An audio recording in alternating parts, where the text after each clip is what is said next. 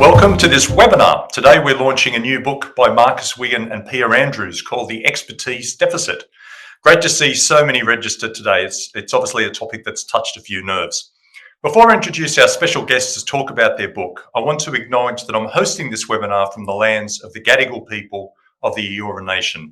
We also acknowledge the traditional custodians of the various lands on which you all work today and the Aboriginal and Torres Strait Islander people participating in this webinar. I pay my respects to all elders, past and present, and celebrate the diversity of Aboriginal and Torres Strait Islander people and their cultures and connections to the land and waters of Australia. Before we begin, I want to let you know how you can get hold of Marcus and Pia's book. It isn't available in bookshops or on Amazon, not yet. At the moment, it's only available in digital form through the Mandarin.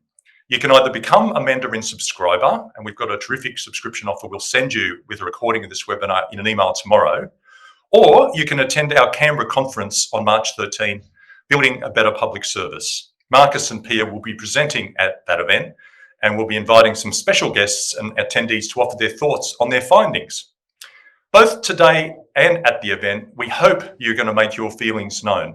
Please use the Q&A button at the bottom of the screen, not the chat function, to ask any questions or let us know what you think. Hopefully we'll have enough time to ask Marcus and Pia all of your questions, but if not, we're going to use your feedback for future Mandarin stories. Now let me introduce the co-authors of this book. Dr. Marcus Wigan is a truly multi-specialty professional.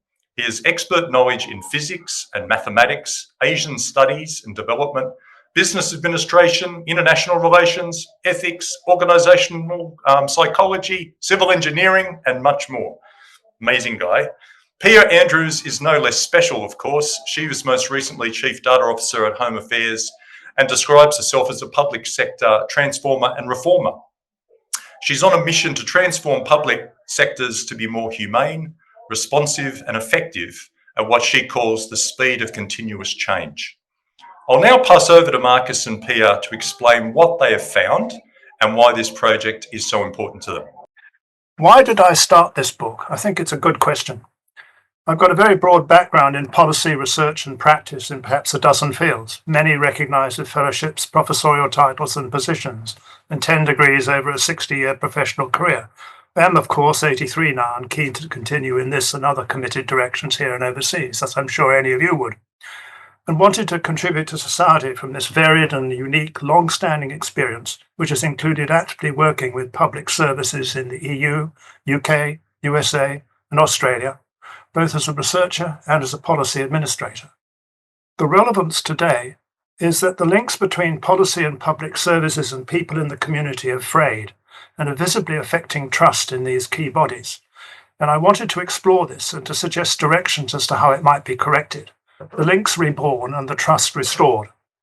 The trigger was the drastic shift in my very positive 20th century experiences of two-way initiatives, exchanges, publications and cooperation with the Australian Public Service, highly productive in both directions and leading directly to the then very unusual external role as an expert advisor to 2 joint House standing committees, to 2 federal parliaments, and chairmanship of 2 key Standards Australia committees to drive some of the inquiry results through to delivery over 10 further years. On my return from Scotland in 2007, the 21st century experience was utterly different. No knowledge or even interest in external expertise or advice, free or otherwise, in APS areas of responsibility, to the extent that in the sole meeting on an area of my major input to 2 just previous EU framework projects, the senior officer never even bothered to introduce himself, provide his name, minutes, or even a card. It had an impact. Initially, I intended for this book as a PhD student looking at comparisons between several countries to draw out as the scale of effort required. But this was not approved anywhere. So I embarked on it on my own, quickly asked by the State University of Arizona to give them a colloquial on the subject, which confirmed and stimulated the commitment. However, very soon the scale of effort required to do the comparisons of the multiple public services and countries became obviously too much for one person, and I sought a partner with complementary and overlapping experience. I found an excellent person in Pia Andrews who agreed to participate. We had to shrink the scale to something manageable, and so focused on the APS with some sidelights on common experiences in the Australian states. The driving forces were the losses in trust and the communication with the community and the growing number of experts within it. This was already affecting trust in government, so I felt that it had to be done, and I thank Pia as an outstanding contributor. Over to you, Pia. Thank you. Hi, everyone. I am going to tell the story of what the expertise deficit is to me from a very different angle. So I actually came into the public sector 15 years ago now, already an expert. I'd already spent 10 years in the tech sector. I'd already worked in a political office. I had expertise on technology, on government use of technology, having been working in government suppliers for technology, and also on open and participatory governance models, having been deeply involved in the open source community for quite some time at that point. I had realized the critical nature of the public sector and wanted to bring those skills and that passion to help. And I came into the public service assuming that that would be useful. I found, however, a mixed and somewhat confusing relationship, not just to expertise, but to experts. Luckily, my first boss and several bosses since have actually valued expertise, but I saw across the board that many didn't. There was a lot of disengagement with expertise, a lot of presuming that expertise and experts are a commodity that can be externalized, that they're not necessarily necessary, and in fact started to see patterns of people seeing expertise as perhaps a disruption to the direction that they thought that they needed to go in.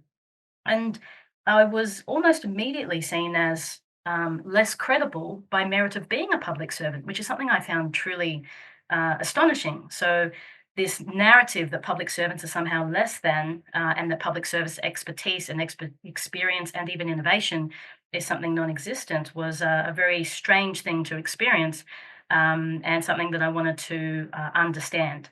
Even as I moved from EL2 when I first came in up into and through the SES ranks, I started to see that there was a lot of commonality there, and was continuously being encouraged to forget expertise and just become a generalist. As I was realizing through this journey that there was something very wrong, very unsustainable, and very challenging and problematic about this perspective to expertise, this approach. And so I set about trying to understand it, trying to do my small part, because the heartbreaking reality is that many public servants are experts, have deep experience, but feel constrained in how that expertise is used or listened to or contributed, and have come to believe in that perpetual and perpetuate this existential crisis of public servants as a part of the expert community. So with the APS reforms, the various capability reviews, and the results of priorities and cultural change demanded from multiple royal commissions, I genuinely believe we collectively have a true opportunity and enough pressure to create real and system-wide change.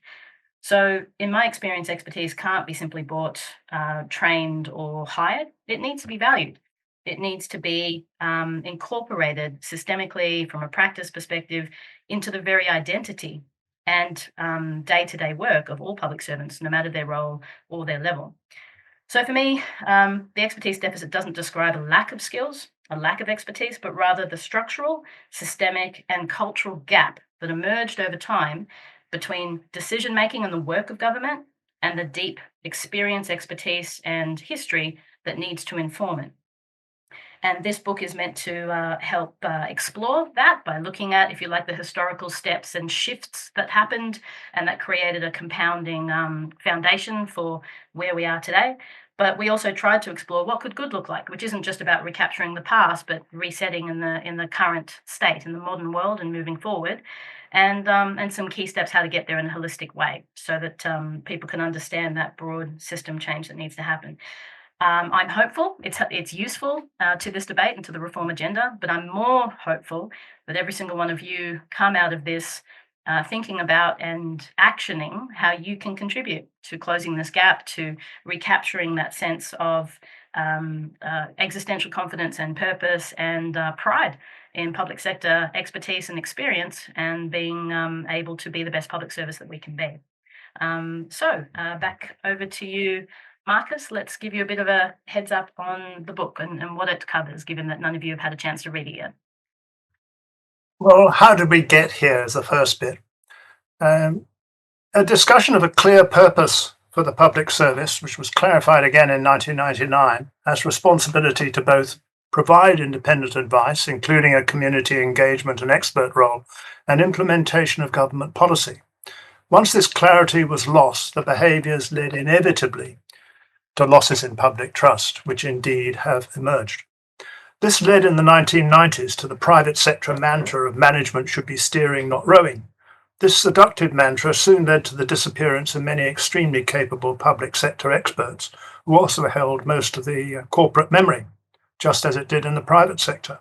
Some of us remember Neutron Jack at General Electric. Well, probably before your time.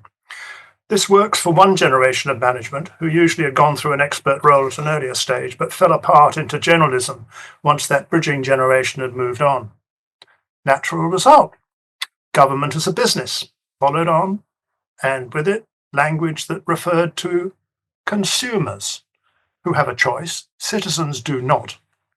And efficiency, implied to be fiscal, without the empathetic and ethical frame essential in public service with its massive powers. Sadly followed by stakeholder engagement instead of co-design and genuine feedback in real consultation.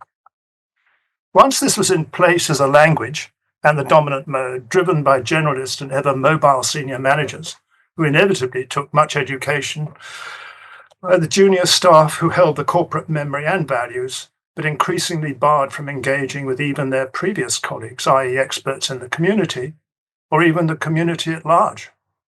The next step was to regard these as junior staff with nothing to contribute in the room when senior decisions were made. These effects led to the modern exclusion terms of ghosting and gaslighting. I really liked those introductions, but not the action. As I reported in a single 21st century experience earlier, as an external, I hit it, and I understood it, and it had an impact.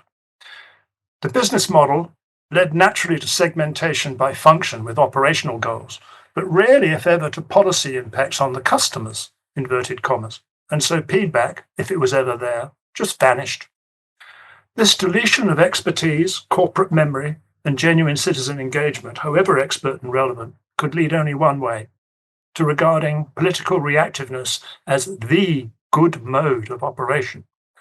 Hardly the most stable or likely to underpin long-term cumulative effectiveness of even the goals enunciated and desired by the politicians, who often quietly look to experts to monitor what they're told by their senior but generalist staff. Even in the 1980s, as a little precursor, I had the transport minister of the time ring me up personally to check on the advice he'd been given on the subject where I'd been an expert advisor just before his elevation to the ministry, and this was before many of the expertise losses had really even started to take hold. This was an omen for the near now universal outsourcing of expertise, advice, and later even policy framing to contractors. This is not necessarily bad, but unless there is sufficient expertise within the public service to both draft such contracts and, most important, to expertly appraise what is being handed back, then the next fatal stage is reached, when this critical stage is also handed out to external contractors, leading inevitably to the PricewaterhouseCoopers effect. I hardly need to explain that to this audience, do I? The combined impact of these successive steps sharply and progressively reduced the visibility of public servants. Urgency took over, largely politically driven, without longer-term underpinning expert developments by internal experts, most long gone, and those that remain, not tasked to meet such responsible goals. Institutional stagnation was inevitable, and has indeed arrived. Over to you. So, part one of the book covers each of these points in a little more detail. I guess the question to all of you is, what are your observations and experiences?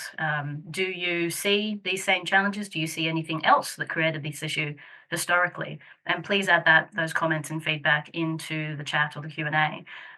We're really keen to see this as part of the picture, but of course it's inevitable that there will be other aspects too.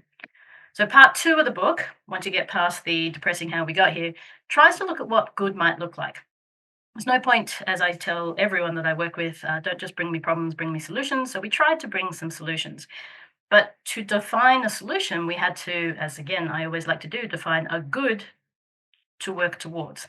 So what we tried to do with good is we came out with a four-part framework to consider what good might look like. And please, as I'm going through briefly, add what you think good would look like from a public service expertise as well into the chat. So first of all, looking at the constitutional legislative framework in which we work, every jurisdiction and every department or public sector entity within that jurisdiction will have a very clear constitutional legislative purpose. So once you look at that purpose, you can very quickly ascertain what are the core types of expertise, the core experience expertise that is needed, that is the minimum viable expertise to deliver on those constitutional and legislative and regulatory obligations. It's a really good starting point because I think a lot of people try to just jump straight into a general range of skills that might be useful, but if it isn't grounded in your purpose, in your mandate, in your point of existing in the first place, it's inevitable you'll miss something. So secondly, we looked at what's desirable in a modern public servant, in a modern public institution, sorry. So it looks at, from a public sector as a whole, how could it shift from where it is into where it could be? So what could good look like? And we talk a fair bit there about things that you'll very quickly see are almost the counter to all of the issues that we've identified. It's about purpose and values, being confident in modern, having all of the mechanisms to be high integrity and credible, but also be perceived as high integrity and credible. Collaboratively delivering outcomes, because of course no outcome can be delivered by any one entity alone, and how to manage that trustworthy and balanced approach where we are actively serving the government, the parliament and the people, and what skills and expertise it takes to do that. Confident stewardship of public outcomes, engaged, participatory. And of course, everyone loves to talk about evidence-driven policy, but what does it truly mean to be evidence-driven, adaptive and responsive, where evidence is not just a point-in-time analysis or for options, but it is continuously used to optimize, maximize and remediate the impacts of what we do as public servants. And finally, expertise needs to necessarily include effective custodianship for institutional memory. Thirdly, we look at what a governance ecosystem could or should look like. Expertise is not just found within any one organisation or any one jurisdiction. So how do you leverage expertise in a sustainable way? Part of what we talk about there is differentiating between a natural partner, so another organisation or sector that is naturally trying to achieve the same outcome, maybe it's a health outcome or an education outcome, which is quite different from leveraging expertise in a vendor or through a contract. And being able to be very clear and purposeful about how you engage with those different entities is very important. We also looked at the potential relationship between government and the academic sector, which used to be a continuous and frank exchange of ideas, but has come to represent a bit more of a vendor relationship, and there's sort of missed opportunity in that approach. And finally, looking at the individual, what might be desirable in a modern public servant from an expertise perspective. And that gets into some modern skills, but also just the basics around public sector craft, about being confident, about being publicly engaged, just in the day-to-day work. So there's a few things there to consider, and really looking forward to what else you think good public service expertise would look like. So part 3, back to you, Marcus.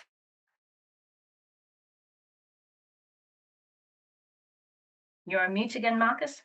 I'm now unmuted. Some of the questions on the Q&A are raised in the book, so you'll be pleased when you read it. But we need to know how to get there. And that's what we really care about.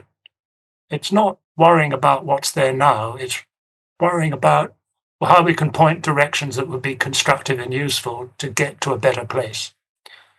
So what do we want? A purposeful, confident and effective public sector capable of handling the difficult long-term and underpinning tasks of being capable of long-term planning, using environmental sensing and strategic thinking, and sharing this with the community while offering such advice as to how to implement the policy actions required by the government. That might require some consideration while implementing them or negotiating them to do it well, and with engagement of communities involved, if that's permitted, to ensure that the implementation was understood, working and producing the desired outcomes for citizens, and that they're confident enough to feed this back to assist government in their difficult and complex political tasks. We're not pretending this is an easy task. It is a complex one, very. This will require very different forms of expertise of slightly different types at all levels, and for it to be valued and improved progressively as a basic requirement of an improved public servant in its own operation and its own confidence. But centrally, as community trust and social license is critical for both governments and their instruments of exercise of their powers, it is absolutely essential. This can best be done by putting the public back into public service. I'll go through some of the steps, and there are more in the book, that we've hinted at being needed as general directions, that if taken on as goals, offer positive outcomes for all parties. We hope that it will take you in the right direction. There is more in the book. I will pick out one or two that are in need of early action if we are to meet the goals defined. First, build in mechanisms to recognize expertise, holding corporate memory of both values, methods, knowledge, and experience of what works and what does not, is as valuable expertise as the environmental sensing of rapidly changing social, technical, and global change. Essential expertise is not just high-level subject knowledge, training, and qualifications. Far from it. The public service has much wider needs to match its unmatched implementation powers and responsibilities. Once recognized and valued, positive change will follow. Ironically, the poor levels of civics knowledge in the community also needs as much attention. In the world of politicized formal news media, print, digital and video, social media, largely unregulated or monitored, has become very powerful in the transmission of disinformation and building influence in many directions. In such a world, the 19% of people recently found who had any significant civics experience or knowledge makes them vulnerable, and in turn makes the public service vulnerable. So there is a mutual responsibility here. Once we have a respected public service, then perhaps a different level of engagement in social media might enable a more effective and trusted public service through their preferred media. I mention this as the loss of public services, earned respect and trust is a whole of society issue, and society also has a significant role in achieving it. The other key area that can materially help us move in a positive direction is the fast-growing digital world. There are already large numbers of people either constrained or both reluctant to use internet-only services or worse, mandated government systems. Disintermediation, separating of people by computing with no access to people, has been implemented badly in much of the private sector. Dare I mention banks? But the public sector must be held to higher standards. They have to be used by everybody. There's an unfortunate trend to dismiss these people, many old, i.e. 20 or 25 years younger than myself, as requiring education to meet what is delivered without any human alternative. The most insulting term of all is the dismissive digital divide. As one of the oldest age segment, I am driven to try a new tag for us. We are peers, not puppets. And now we demand genuine participation in a society's largest ignored assets and repositories of expertise, and most are even happy to donate it for free. And yes, I'm one of them. The systemic embedded ageism is a major barrier to many things, but is becoming the biggest barrier to utilizing the growing expertise in the community and indeed in government when it's used well, as older people get steadily healthier and better educated and longer lived. Gerontologists for some time have already termed up to 75 as the young old. Society's not responded to it. There is expertise when we talk about skill shortages. They're out there. Take a look at the tradies. Getting the public back into the public sector will require real collaborations, the return of genuine consultation and co-design with the community, and most of all, to help the public service transform, plus mechanisms for importing expertise of all types and from all ages where contributions can be made, both to help make up the public service shortfalls and to automatically raise trust levels by such exchanges, as well as the education that occurs when such interactions occur. All this will help to make the public service part of society again, and not regarded as, in the terms of some people, the Canberra bubble. Most unfair, as so much of it is not in Canberra. But it does emphasise why openness matters. Openness of data, of developments, of longer-term policy needs and development, basically an open by default environment. I could have chosen to talk about the failures of public information, of data, and access an area of passion for me, but it's not quite the same priority as some of the other issues. It's discussed further in the book. All this will help to make the public service the attractive, stimulating, important and attractive place to work that I joined in the 20th century. We can do it. It needs all of you to let it happen. And back to you, Peter. Yeah, thank you very much, Marcus and Pia. That was a terrific rundown, and it's elicited quite a few comments on our Q&A. And one of the ones that I'm picking up on the way through, and I'd be very keen for both of you to answer this question, is what can public servants and the leadership do right now to try to bridge this expertise deficit? I might go first, just briefly. So I think that there's a lot that individuals can do at every level. The first step to solving a problem is recognizing you have one. So I think for many, every public servant I've spoken to about this concept and about this framing has felt quite deeply and sometimes quite viscerally that is their experience. And it has helped them to understand a sense that they have felt for a long time, but not necessarily been able to put a finger on. So the first thing is to, and it seems like a fairly small thing, but engage with and value expertise. Engage it in yourselves, in each other, and expertise from outside your department, outside of government, and look for expertise. Be curious about the world and how expertise can help you get the best possible outcome. I know a lot of individuals at individual levels are. So always asking the question up the ranks, down the ranks of what expertise do we need in the room, and what experience do we need in the room? How would we know that this is the right thing to do? How do we know that our hypothesis or our assumptions are correct? How would we engage people in the process? Government has got very good in service delivery reform over the last 15 years at engaging user research in the process of, the best quality government services. Why not just have user research as a repeatable pattern for all manner of work, so that you're actually asking people what they think, not just asking them to report on a paper? I would encourage public servants to participate in communities of practice, including outside of government. Some of you will know about the upcoming Creative Bureaucracy Festival. It's a wonderful opportunity to celebrate, being a public servant, to celebrate our expertise, to celebrate the contribution that we make to the world.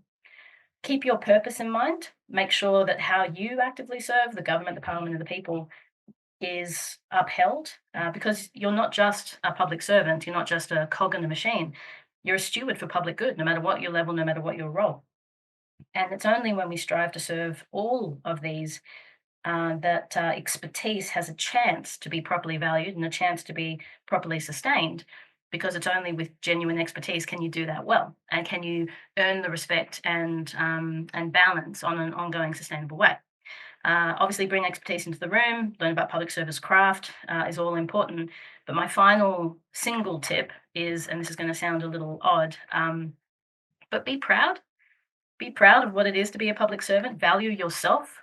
Back yourself, but value your own expertise, your own experience, not just what you've learned in the job that you're in or in the public service, but the skills that you learn every day in all aspects of your life. And feel confident and obliged to contribute that expertise, that experience, because we can't assume that everyone else or anyone else has all the answers. It's only when we bring multiple different expertise and experience together that we have a chance of getting to the best possible outcome, particularly on an ongoing basis. Over to you, Marcus. What would be your hot tip? The first step has to be individual empowerment of their own activities, and hopefully endorsement by the senior management. A little greater use of their own capabilities or special interests engaging with the community would make a lot of difference. When you get people interacting, they learn a great deal more than is obvious. Also, there are a great many people who would perfectly happily participate in public service for a short period, a few months maybe even, without charge, many of us, simply to give a different perspective. This also has a catalytic effect. The third thing is that there's no valuation of multiple specialities. I've recently published on transdisciplinarity. It's when two cultures collide and a lot of ideas come out. This can be done internally. This is another step which, if endorsed, would be very productive. It works rather quickly, I might add. I won't go on. We put in quite a lot in the book. That's right. We don't want the whole book to come out in today's webinar, do we? I don't think it's possible. Over 200 pages, there's a lot of information and ideas in there. But I just wanted to pick up on one thing, Marcus. The one frustration, I guess, that a lot of public servants would feel, that the things that they're coming up with, their advice, to their leaders, is very difficult to get through. It's very difficult to be heard. And I'm just wondering if you've got any advice that would encourage people to want to continue to keep putting, their ideas forward in the hope that things will change. Well, the one step is if you can persuade some of these people who have been working in the public service, who has great knowledge in the area and great concern, try and get them to stand for elected positions, because that provides a different form or channel. It's a difficult thing to suggest to a public servant, and I understand it very well, being as even-handed as I can get on everything I do. But it's still one of the answers. If you don't participate in those groups, then it's very hard to get the ideas across. I'm And going to say, sorry, after you, Pia. I might just throw in as well. I'm going to say something. I definitely am not recommending people stand for government, stand for Parliament, but because and this is why it's been such a fun collaboration. Marcus and I have some very different ideas. I'm going to say something a little controversial in a different way. Stop waiting for someone else to do it, number one. And the hope thing is actually part of the problem. When you throw something out into the universe and then hope, if it doesn't eventuate, it hurts you. It hurts your soul. It hurts your hope. It hurts your optimism. So whenever someone says to me that, they hope the reform's going to go well, I always say, I don't bother with hope. I get on with doing it. My strongest recommendation to people is, when you set your expectations low, reality will deliver. When you expect senior leaders to not listen, when you expect people to not want the feedback, then when you shut yourself off out of fear, then you actually become part of the system that created this problem in the first place. And I know none of you want that. So my strongest recommendation, and I will say it is hard, which is why you need to have a network of peers, a network of colleagues and and friends who also care about this, because not everyone will.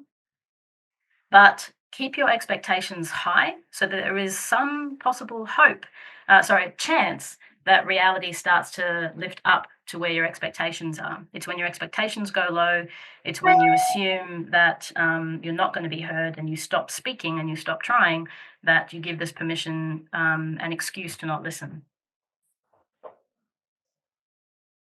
Thank you, Pia. That's a great answer. I was wondering if there's an element in the book, and I know you're talking about internal expertise generally, but the APS, is notoriously insular, as in they don't tend to recruit a lot of people from the private sector into SES roles very easily, it seems. Is that having an impact, do you think, in terms of bringing in fresh blood or fresh ideas into the public service? And is that actually, in the end, a positive or a negative influence? I'm not quite sure I understood the question, sorry. So the question is around having better or more, trying to encourage more talent into the public sector, in the public service, would be about trying to, attract people with talent from outside the public sector. How do they entice people to do that when obviously they possibly see that there is little opportunity or appetite for development or for opportunity within the sector already? So I'm just going to go first on this one. I think, first of all, I think it's absolutely critical to realize that you can't, and I sort of mentioned this briefly, but you can't simply bring in talent and then expect that talent to thrive. There is significant talent already in government that is underutilized. So what happens again and again is someone will hire a highly talented big name, and they'll come in and they'll get frustrated because they actually experience the same systemic undervaluing of expertise. And as I said, coming in as an expert and then immediately being told, oh yeah, but you wouldn't know because you're a public servant. And I was sort of like, well, literally yesterday I was private sector. Why do you assume private sector has all the answers? And why does private sector assume it has all the answers? I love listening to Damon Rees actually speak about this very topic, and I'm very thankful that he was willing to do the forward for this book, because he talks a lot about how he came in as a accomplished executive from, you know, a really good operator in the banking sector, and was absolutely overwhelmed and delighted by the caliber of skill and expertise he found in the public sector in Service New South Wales. And it just ran totally contrary to the public narrative and to the presumptions about what public servants can do. And so he then spent a lot of his time in public service reminding people that public servants can actually be, and often are, extraordinary. So the first part of that is that's why it's a system change. That's why valuing expertise is part of the change that needs to happen. And yes, there's opportunity and skill, benefit in bringing in talent. But how many of you have been to a panel or an event where they'll say, and here we've got a public servant and an expert? Even that framing presumes and reinforces a narrative that the public servant isn't an expert. So I started to write this answer to someone who said that aren't all public servants generalists. And my observation is that if everyone was a generalist, then there's no point in the public service existing. If we're just going to be contract managers, then we can't be stewards of public good, of our mandate, of our operations, of anything.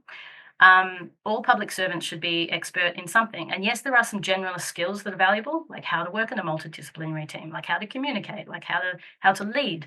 But even those become expertise over time. And everyone should have public service expertise, public service craft, and everyone should have expertise in the area that they're working within. Even if you are just I don't know, and I say just even if you're doing something like data entry or customer experience or anything, writing a piece of regulation, you should know and be constantly optimizing for not just the mandate of that organization or the mandate of the public sector, but also for being that steward and champion for public good.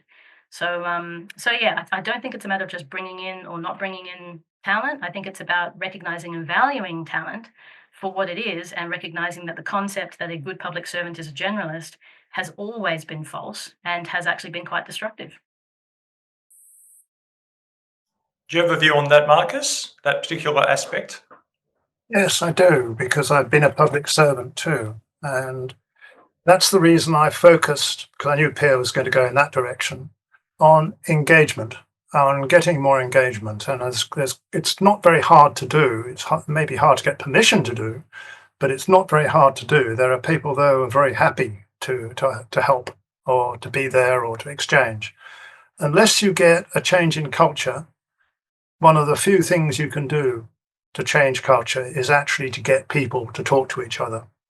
And whether you do it formally or informally, and at the moment neither seem to be happening much, then you still need it. And they are all steps underpinning cultural change. That's the reason why I wanted to make that point. I know you wrote this book to be change agents, but ultimately, how can we have effective reform within the public service if those people who are in it don't know what best practice looks like? I mean, how does change happen in this context right now? Well, one answer, of course, is we wrote the book. That's one of the reasons I wrote it, is to highlight it. If you don't know what the problem is, you can't address it. Nobody can pick it up and make it an issue that you have to respond to. So we've done one step. There are many others that can be done. I'm just simply saying we've started one process by formulating it, indicating how we got here, making some suggestions and directions and possible ways of actually starting and holding the process.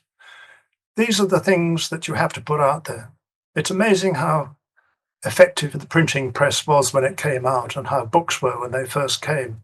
I've not forgotten that, though I'm not quite that old. Pia, sorry, Pia, you can answer too. I would suggest that let's move to the next question. I think that answered it fine.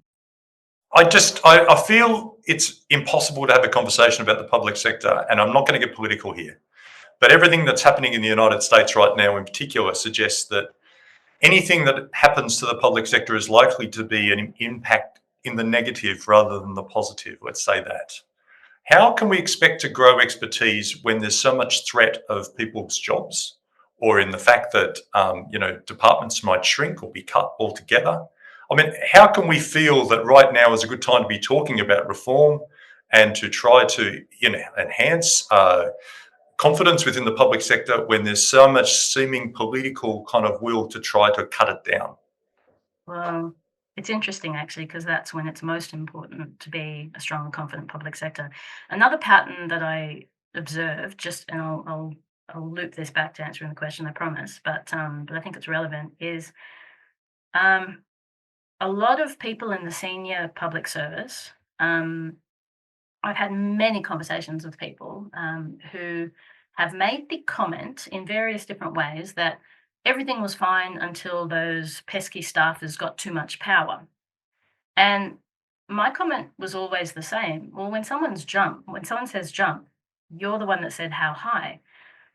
A public sector is best able to maintain stewardship and sustainability and, frankly, trust. It may not be 100% trust from any one entity when you're trying to balance, the government, the parliament, and the people. But when you try to serve all three of those roughly equally, you actually get a greater trust from all of them, because they all know that you're trying to maintain this balance, genuine, independent ground for the greater good. And so I think that there is something important, that there will never be a right time for reform. By that definition, there's never a right time. There's always an emergency, there's always stress, there's always pressure. And everyone in the system, in society, is driven by their own motivations. So if the reason I joined the public sector is because I could see, having worked in a political office, I could see that the public sector, when it operates well, actually provides a stabilizing force. It provides a ballast for our society, for our economy, for our system. It actually provides a foundation that people and businesses and the economy can stand upon and thrive, right? So seeing ourselves as a confident steward for public economic social good, and then serving from that position of a gyroscopic balance, means that not only is the public service able to maintain that trust, and therefore the trust of really critical public institutions and institutions managed by the public service, like democracy, but it also means that that the public sector is able to maintain that trajectory of trust as well, which otherwise is impossible. So and it does, and it should, and we are not a Westminster system. We are a Washminster system. We were always developed with the idea of a bunch of the benefits from the Washington system, so the Senate and the checks and balances, and a bunch of mechanisms from the Westminster system, and then a whole bunch of unique practices that are held in the Australian Public Service Act. So I would encourage people to stop trying to follow what someone else does, stop being afraid of what someone else does, stop being too enthusiastic about what someone else does. Always look at your mission, your motive, your context, your purpose, and hold the line. Because done best, public sectors aren't a political mechanism or weapon. We are actually a balancing agent. Yes, we are responsive and we serve government of the day, but we also serve the parliament and the people. And finally, it also provides, importantly, a small check and balance on power.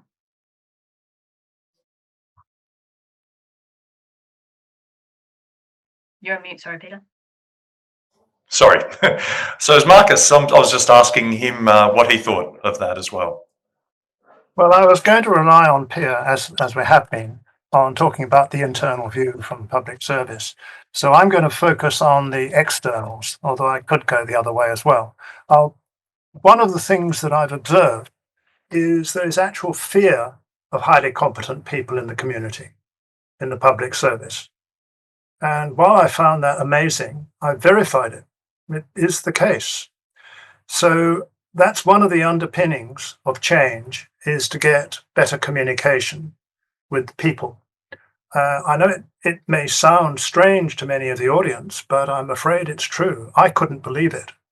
Now, if that is a problem, that actually dealing with external reasonable experts, particularly even-handed ones, induces fear, that's a cultural problem that needs to be addressed head on. And some of the suggestions I made earlier does deal with it in exactly the way it should be done, by getting people to talk to each other.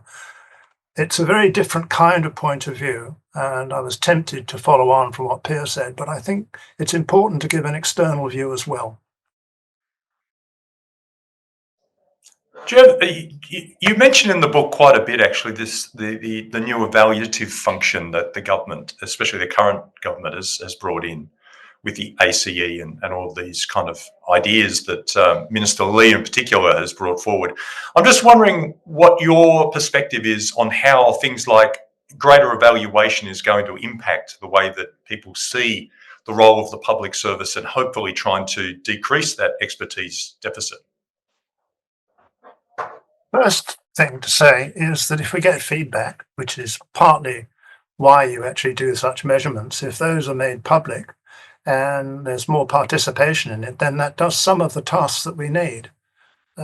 If we've lost, as we seem to have lost, the responsibility and the ethical behaviour towards the community and longer-term views, although I hope that's going to be reinforced, then it's very important to get some feedback into the system.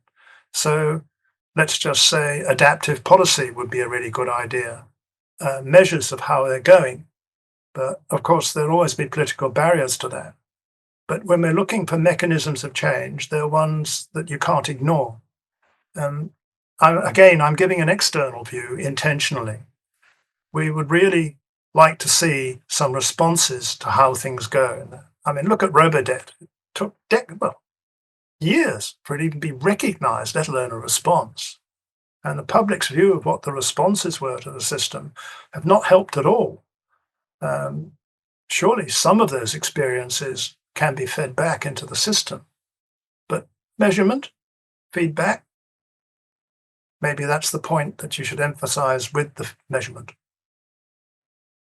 And I might jump in as well. I think I should probably say, I don't think we talked at length about ACE. And as many people joining will know, I'm a big fan of good evaluation and of the Australian Centre for Evaluation and of the new evaluation profession. So I don't think we critique those per se. What we do say is that evaluation done at a point in time might require expertise, but it has two limitations. The first one is, to Marcus's point, it's a point in time and it doesn't necessarily drive continuous change or continuous evaluation. So we kind of need new expertise around what continuous monitoring, continuous evaluation as a practice, not just as a process.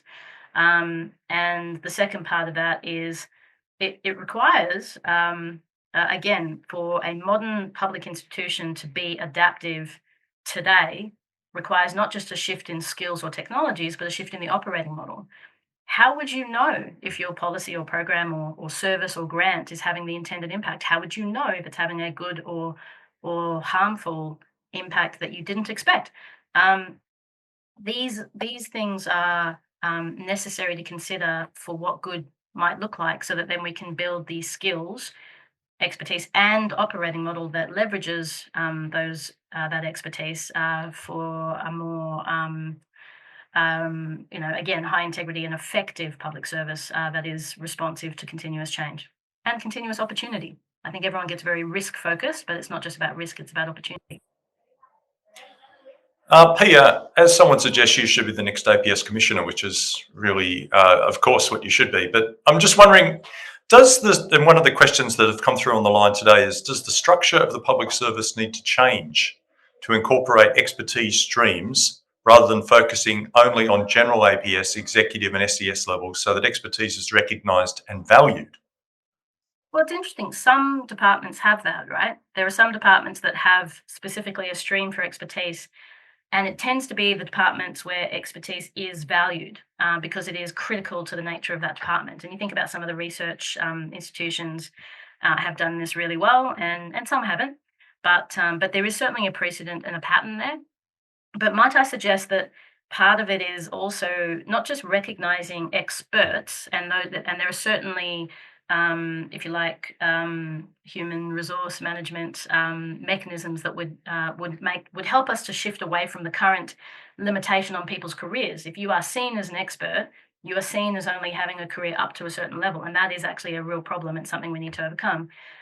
But beyond trying to address those artificial constraints on expertise, we should also be instituting a sense of everyone should be an expert. How can you manage something if you don't understand at least fundamentally what it's about? How can you lead something but you don't understand what good looks like? And how can you, drive sustainable, good decision making about a major program if you're only intending to be there for 2 or 3 years? I think we've taken mobility a little bit too far, where there's so much mobility at the senior level now that all the experts in departments at team levels below that spend all their time trying to brief up and just prepare the next person. So there's something interesting there on trying to institute the sense of expertise is something to develop at all levels and not something to be contained. I might, because we haven't got a lot of time left. I was just going to ask you, Marcus, about the soft skills that public servants need to succeed today and to possibly influence, their own position within their own agency or department. Do you have any advice for them on what sort of things they should be working on to try to influence their managers and leaders?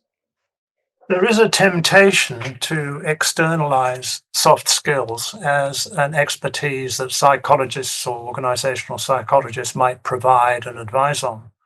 It's in my experience, and my experience compared to peers is absolutely trivial in Australia, although elsewhere, then if it's not valued, it's not going to happen. So my point is, you've got to value it. If you don't value it, it won't happen. Unmute. And Pia, one more question for you too. I was just wondering, based on your knowledge of what's been happening with APS reform over the last little while, to what extent do you think the current reforms are going in the right direction? Do you think that we're kind of on the right path, or are there things that we're doing that we should be winding back on? What's your overall view of that? First of all, I want to say that I am extremely excited by the APS reform agenda and by what's been done in the last short couple of years. I think that Gordon and his team, but Gordon in particular, has brought a approach to being the public service commissioner that was missing for some time.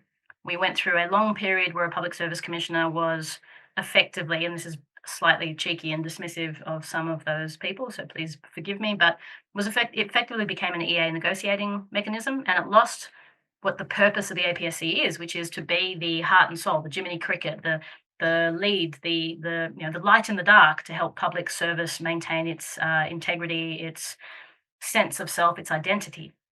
And I think Gordon and the team there have done a really good job at taking a what might not feel like a huge step, but it is a huge step in the right direction of a public service that cares about capability, that cares about what it does, and that has a sense of self, a confident sense of self. And I think that's huge steps. The reason I've come back to Australia in the last couple of years is because of the APS reform agenda, and because I could see that not just that agenda, but the various reviews, reports, royal commissions have created not just a vision for something better, but the right combination of pressure and appetite, combined with COVID, of course, to genuinely reform. During COVID, there was a lot of countries, and I think Australia fell into that a little bit in the first instance, that were just trying to get back to normal. But people have started to realize that normal wasn't working. And actually, it's neither, as one minister from another country said, it's neither feasible nor desirable to go back to normal. We need to use this moment, this opportunity, to shift to something which is better fit for purpose in the current context that we have, which, again, the book tries to get into, but there's a lot of role that an APSC needs to play, or a PSC needs to play, in helping drive that. So I'm very excited by the change. I think a lot of people want to see everything and nothing all at once. They want to see all the changes that they can imagine, and while ever it's not everything changed perfectly in their day-to-day lived experience, then it must be terrible. But seeing seeing anything, is worse than seeing nothing, because of so many people that have become cynical and frustrated and disengaged, that they almost expect it to be terrible. So if it's not perfect, then that's terrible. So my suggestion or advice to everyone is, there's never going to be a perfect solution, but reform isn't something that you're waiting for the APSC to do. You need to do your part. So the question for everyone is, how are you using that opportunity, this moment in time, to drive the change? And I'll just quickly say one last thing, and I will refer briefly to the Robodebt Royal Commission. For me, the big reason why that was such a powerful thing to happen, apart from the awfulness that came through in the reporting, but the most important part of it is a subtle thing that I haven't seen anyone really talk about yet. It's the first time in our lived history that senior executives were held to account for doing what the minister did ask them to do. And so that's created an existential crisis in the SES of, oh, maybe my job isn't just to treat the minister as my number one customer, and actually, what else do I need to do? So that has created the right appetite and pressure for the SES to want to shift, and at the same time as there happens to be a public servant commissioner who's trying to support and drive that shift. But the other thing it did was, the first time in our living memory, that not just the general public, but all the public servants at EL2 and below level could see that there are public servants that don't just care about the public, but advocate on their behalf, do things to try to make sure that the right outcome is done, even at personal cost, even at personal expense. And that so many public servants do care about not just the job, but the outcome of the job and the impact on the public. So that, I think, was a huge turning point, and one that we need to continue that momentum. Thank you, Pia. I'm just going to give Marcus a chance too to kind of reflect, I guess, on what you would like to see people do, apart from read the book, of course, but what you would like to see the outcome of your book. What result would you like to see from that, based on not only what you know, but also what you are seeing at the moment? The questions are raised, and they're raised widely, and that the possibility of doing really well is genuine. Little steps like my familiarity with the British system suggests that small groups of very highly competent, independent, and highly respected academics and consultants are drawn in by many of the technical, such as the transport area, and on a 2 or 3 year appointment, and they provide a catalyst, and one of their jobs is to communicate and indicate how other views can be taken. That's one of the steps that we could do a little bit more here, and would be one of the externally based ways of introducing some catalysts. Pia's listed many of the ways you can try and do it internally. I am convinced that it needs more external input. Thank you, Marcus. Pia, did you want to wrap up with anything in particular? Any final thoughts? Just one. I feel like this was Marcus and I trying to make a contribution to the reform agenda. We came at it with some complementary ideas, some competing ideas, and even just the very fact that we were able to work together really speaks to the shared values that public servants have. My recommendation to everyone is, yes, we need to fix this expertise gap, this gap between the work and the expertise needed to inform it. And I'm delighted to see so many people have felt and reflected that. But the next step is what to do about it. And we can do this. As I say to everyone all the time, it's only 3 to 5% of the population needs to change their behaviour for the norm, for the gravity of that system to start to shift. That's not a lot of people. And so working together, working alone, but so long as we're working to a common idea and trying to find in your colleagues and trying to value in your colleagues, not just the expertise that they have and how that might be mutually helpful, and how to work across that expertise, but really tapping into those shared values that you have. Because even when you work with another expert and you run across that, what I call expertise friction, when two different experts of two different discipline frictions naturally don't quite understand each other because different language, different approach. Try to trust in the idea that they also want to get the best public outcome, And if you can tap into and work together to shared values and shared outcomes, we can work across disciplines and really draw the best of expertise, which is mashed up expertise, where we can bring lots of different experts and expertise into a room and experience into a room and actually get the best outcome on an ongoing basis. So please, everyone, do your part, and together we will actually make a difference. Words to live by. Thank you very much, Pia and Marcus. It was a terrific conversation today. And thank you all for joining in. It's been terrific. As I said earlier, a link to the book and a recording of this webinar is going to be available tomorrow. It's only available through the Mandarin, either through becoming a subscriber or signing up for our event on March 13. Thank you once again to our guests, and thank you very much for joining the webinar.